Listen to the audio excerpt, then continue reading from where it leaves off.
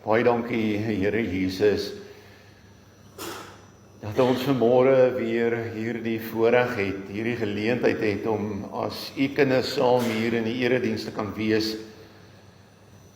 Here, nie net saam te kan sing nie, nie net met u in gebed te kan gesels nie, maar Here, om ook te luister na dit wat u in die woord ook aan ons kom openbaar. Dankie vir dit wat ons in die week ervaar en beleef het en raak gesien het. Dankie vir elke reendruppel, Here, wat mildelik op die velde geval het. En alles kom verkleur het en alles weer hier die mooi kleur kom gee voor die winter kom. Maar Here, gee dat u liefde, u genade, u seën, u wysheid, u omgee en u daar wees ook elke dag in ons lewens sal neerreën. Dat ons weer eens sal besef, maar ons is nooit ooit alleen nie. U is altyd daar. Deur u Gees woon u in ons, Here, en kom maak u dit wat onbekend is en moeilik verstaanbaar is, ook aan ons bekend, sodat ons lewens daarvolgens kan inrig. Here, seën ons met hierdie woord vanmôre. En gee dat daar niks sal wees wat skeiding bring tussen ons en u nie. Raak asseblief elke hart aan, Here. En gee dat ek ook self agter die kruis sal verdwyn. Omdat ek self gretig is om elke woord te hoor wat u vir ons wil gee. Seën ons, Here, met u liefde en u genade.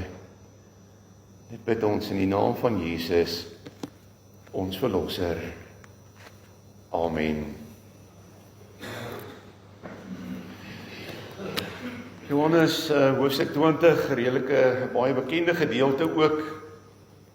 Daardie vers 19, daardie sonnige aand was die disippels bymekaar en alhoewel die deure gesluit was omdat hulle bang was vir die Jode, het Jesus gekom en tussen hulle gaan staan en vir hulle gesê, vrede vir julle. Nadat hy dit gesê het, wys hy sy hande en sy sy vir hulle. Die disippels was baie bly toe hulle die Here sien. Vrede vir julle, sê hy weer vir hulle. Soos die Vader my gestuur het, stuur ek julle ook. Nadat hy dit gesê het, blaas hy oor hulle en sê, ontvang die Heilige Gees. As julle vir mense hulle sondes vergewe, word dit hulle deur God vergewe. As julle dit nie vergewe nie, word dit nie deur God vergewe nie. Thomas, wat ook Didimus genoem is, een van die 12, was nie by die disippels toe Jesus gekom het nie. Die ander disippels sê vir hom, ons het die Here gesien. Maar hy sê vir hulle, as ek nie die merke van die spykers in sy hande sien, en sy vinger en my vinger in die merke van die spykers steek, en my hand in sy sy steek nie, sal ek nooit glo nie. Net tot sover ons skriflesing ook vanmôre.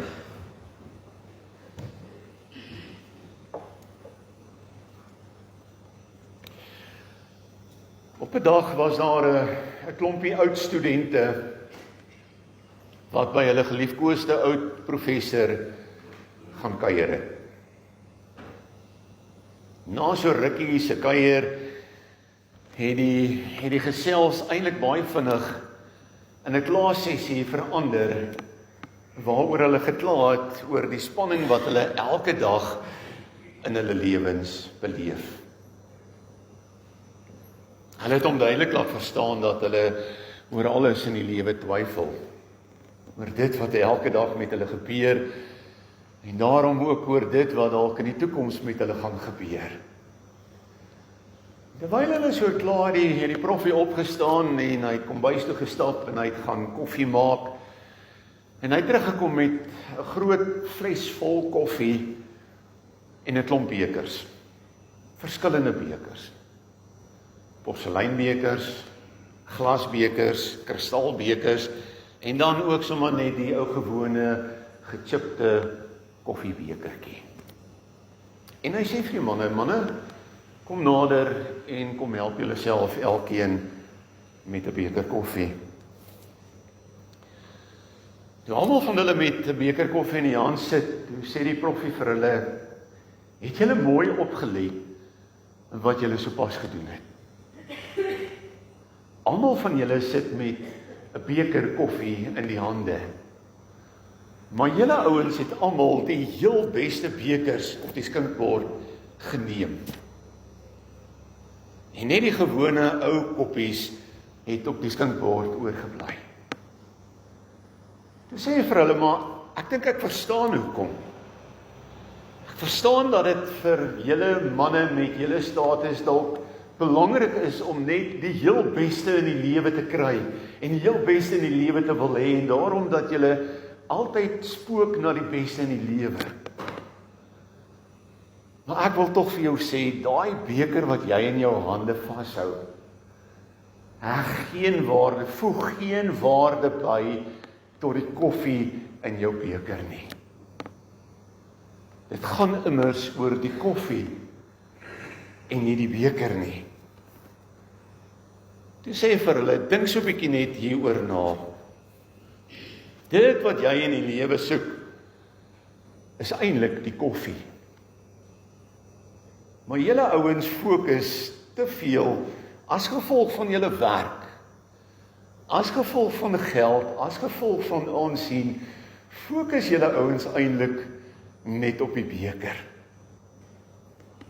Ons fokus so op ons eie behoeftes, so op dit wat ons graag in die lewe wil hê, dat ons die volle lewe wat God vir ons as 'n geskenk gegee het, eintlik heeltemal mis. God berei die koffie vir ons voor, nie die beker nie. En weet jy, die oomblik wat jy en ek op die uiterlike van die lewe begin fokus, dan begin ons om te twyfel. En dan verander ons geloof in 'n groot stuk ongeloof.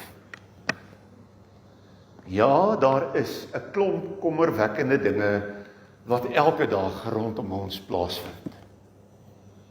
En die grootste daarvan is sekerlik hierdie oorlog in die Midde-Ooste wat ons almal bedreig, wat ons almal raak, wat ons almal seermaak, wat veroorsaak dat almal van ons sente dalk 2 keer moet omdraai.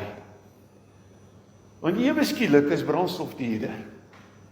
Diesel is amper dubbel sy prys as die verhoging deurgaan soos wat hulle beoog dat dit moet deurgaan. En dit gaan beteken dat alles duurder gaan word. En jou geld gaan net minder word. Hoe lank gaan dit aanhou? Hoe lank gaan die wêreld hierdie magspeelietjie met mekaar begin speel? Ek weet nie. En ek dink nie een van ons weet nie. Maar tog lê ons wakker daaroor. Gaan daar regtig waar 'n vreedsame einde aan alles kom? Of is dit dalk die begin van die 3de wêreldoorlog? Is daar as gevolg van al hierdie dinge wat gebeur, hoop vir my in hierdie lewe? Is daar nog 'n toekoms vir my en my gesin, vir my kinders, vir my kleinkinders, vir eendag wat ek nie gaan sien nie, my agterkleinkinders? Is daar hoop vir hulle in die lewe? Maar net voordat jy in sak en as gaan sit, net voordat jy dink jy wil handdoek ingooi, net voordat jy toelaat dat hierdie twyfel in die lewe wat jou elke dag omsingel, jou heeltemal onderkry, dink vir 'n oomblik net aan hierdie gedagte, hierdie wete. Jesus Christus het uit die dood uit opgestaan. En Jesus se oorwinning oor die dood gee vir ons elke dag hoop in al hierdie donker vooruitsigte wat ons omsingel. Kom ek neem hier vir 'n oomblik net vinnig terug na na hierdie kruisgebeure. En sien dit in jou gedagtes raak, sodat jy dalk ietsie beters, mees daarvan ook kan verstaan. Dis paar Sondag aand, en hierdie disippels is doodbang. Want Jesus is dood. En daar's 'n vyandige owerheid aan die buitekant van hierdie bofortrek wat hulle bloed soek. Hulle wil hierdie beweging uitmekaar uitbreek. Hierdie manne sit agter slot en grendel en gesels met mekaar oor dit wat hulle gehoor het, dit wat hulle gesien het, en dit wat hulle moontlik beleef het. En ewe skielik is Jesus tussen hulle. Onthou, hulle sit agter 'n toedeur, slot en grendel. Ewe skielik, hier is Jesus. Hy het nie geklop nie. Hy het moontlik deur die toedeur gekom, moontlik deur die mure, moontlik deur die dak, maar ewe skielik is Jesus hier voor hulle en hy groet hulle en hy sê vir hulle, Shalom, vrede vir julle.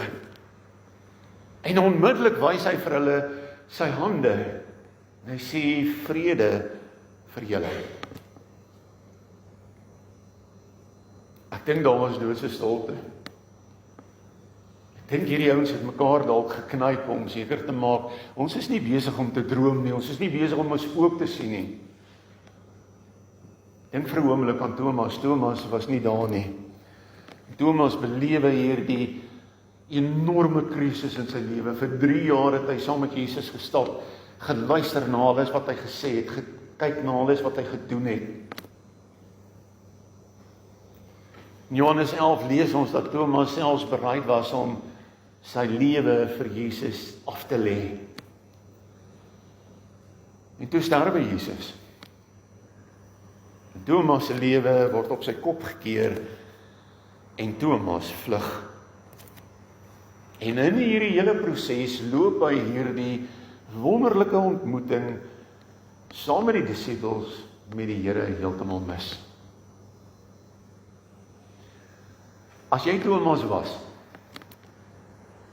en daai disippels het na jou toe gekom en hulle sê vir jou, ons het die Here gesien, sou jy hulle geglo het?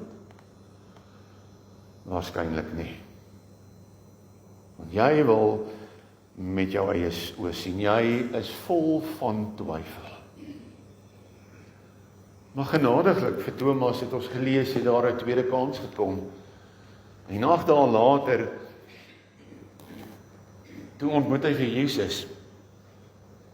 Maar Thomas bly skepties. Hy bly twyfel en hy stel voorwaardes. En hy sê, as ek nie die merke van die spykers in sy hande sien en my vinger in die merke van die spykers steek en my hand in sy sy steek nie, sal ek nooit glo nie. Aan die ander kant kom Jesus en hy besef en hy weet waardeur hierdie twyfelende Thomas ook beweeg, en Jesus het eindelose geduld met hom totdat hierdie skille van sy oë afgeval het. En Thomas het opgehou om te twyfel omdat hy vasgehou het aan hierdie ontmoeting met die Here. En daarom dat hy uitroep, my Here en my God. En hy sien vir Jesus as die Seun van God, die Here oor lewe en oor dood. En dis wat Jesus ook deur hierdie verhaal, deur hierdie gebeurte, deur hierdie verskyning ook vir ons vandag in 2026 wil kom sê, maar hy waarborg vir almal wat twyfel dat daar 'n toekoms van God is. Twyfel is nie die einde van die pad nie. Twyfel is ook die sonde nie. Twyfel bied net eintlik vir ons die geleentheid om ten spyte van die oorsaak eintlik 'n wonderlike ontmoeting met die Here te hê. Want dan moet ek bereid wees om net vir 'n oomblik al my vooroordeele te los En net myself oop te stel vir die Gees van die Here en die Here ook so te ontmoet. En dis wat Thomas te gedoen het. En hierin is Thomas, maar ook Maria en al die ander disippels vir ons 'n enorme goeie voorbeeld. Want deur hierdie verskyning van Jesus kry hulle hierdie nuwe hoop. Nie net hulle nie, maar ook u en ek. Maar, en dis 'n baie groot maar wat ons nie altyd raak sien nie. Dis nie die einde van die storie nie. Jesus het 'n stapie verder met hulle gegaan. En Jesus stuur hierdie ouens uit vir Thomas en al die disippels met hierdie opdrag en hy sê, soos die Vader my gestuur het, so stuur ek julle ook. En hy stuur hulle uit om vir die mensdom te gaan vertel dat Jesus aan die kruis gesterf het. Om vir die mense te vertel dat Jesus uit die graf uit opgestaan het en dat hy die littekens aan sy liggaam dra, sodat almal mag weet dat dit heeltemal ook waar is. En op hierdie wyse dra hulle die boodskap van hoop die wêreld in, deur net te bevestig dat dit wat Jesus gedoen het, die reine waarheid is. Dis al wat Jesus vir jou en my vra. En hy sê, maar ek gee my krag ook vir jou. Ek rus jou toe met die krag van die Heilige Gees, want jy hoef dit nie uit eie krag te gaan doen nie. Ek help jou om dit te doen, kry net jou voete in beweging. En weet jy, net so kan u en ek, na elke ontmoeting wat ons met die Here het, daar waar jy alleen in jou binnekamer sit, daar waar jy dalk saam met 'n klompie medegelowiges net gesels oor die Here, daar waar jy in 'n Bybelstudiegroep bymekaar is, hier waar jy in die erediens sit, na elke ontmoeting wat die Here hier met ons het, kan ons ook hier uitstap en sê, maar ons is getuies van die Here. Die wêreld daar buite is bekommerd. Die wêreld daar buite is op hulle kop gedraai. Hulle is erg bekommerd, hulle is vol van twyfel. Hulle het alle hoop verloor. Want alles waaraan hulle vashou, alles waaraan hulle sekuriteite bou, raak onbekostigbaar duur. Oor al die pryse wat opgaan. En nou raak hulle bang. Nou raak hulle benoud. En is ons taak vir hierdie verlore gaande wêreld wat so twyfel, wat so in twyfel vasgevang is. Dis ons opdrag om vir hulle te vertel dat Jesus lewe en dat hy alle twyfel wegneem en dat hy die enigste hoop is. En as ons dit glo, dan lewe ons met hierdie sekerheid dat niks nie die oorlog in die Midde-Ooste nie die stygende pryse nie eens twyfel wat jou omsingel nie, maar niks, absoluut niks, kan jou uit die hande van God ruk nie. Dis die hoop wat jy het. Die hoop waarmee jy moet leef. Die hoop wat jy moet gaan uitleef. Kom ons sit net so. Ons Here en Hemelse Vader, Here Jesus, baie dankie dat jy op hierdie wonderbaarlike wyse aan die disippels verskyn het en dat u na die tyd tog ook weer eens aan Thomas gaan verskyn het om hierdie twyfel van hom af weg te neem. En Here, al wat u vir ons vra is om u woord te lees en te glo dat u woord die waarheid is en die waarheid in ons harte te neem, sodat hierdie waarheid al daardie bronne van twyfel kan wegneem uit ons lewens uit. Sodat ons U sal raak sien en sal vertel van die lewende Here wat alles in die lewe is. Here, so baie van ons is soos hierdie studente wat met bekers rondloop, omdat die beker vir ons belangriker geword het. Maar hier is die inhoud. Daardie inhoud is die heel belangrikste. En gee dat ons daardie inhoud, die waarheid oor U, sal gaan uitdeel aan die wêreld daar buite. Ons bid vir ons gemeente, Here, ons bid vir lidmate wat siek is, wat in hospitale is, wat bitter swaar kry, wat baie benoud is. Dankie Here vir hulle wat U reeds aangeraak het en ook genesing voorgebring het. Ons bid vir ons land, ons bid vir ons wêreld, wat asem ophou oor 'n klomp dinge wat buite ons beheer is. Maar dankie dat ons weet U is steeds in beheer van alles. Ons bid vir ons gemeente, Here. Ons dink aan die bazaar wat voor lê oor 'n maand. Ons vra Here dat U ons hande sal vashou, dat U ons hande en bene in beweging sal bring, en dat ons elke oomblik daarvan sal geniet, omdat dit wat ons doen, Here, ons doen nie vir onsself nie, maar tot eer van U naam, sodat ons daardeur ook U koninkryk kan uitbrei in hierdie gemeente en in hierdie dorp. Seën ons so vandag met U liefde, Here. Dit bid ons in die naam van Jesus, ons Verlosser. Amen.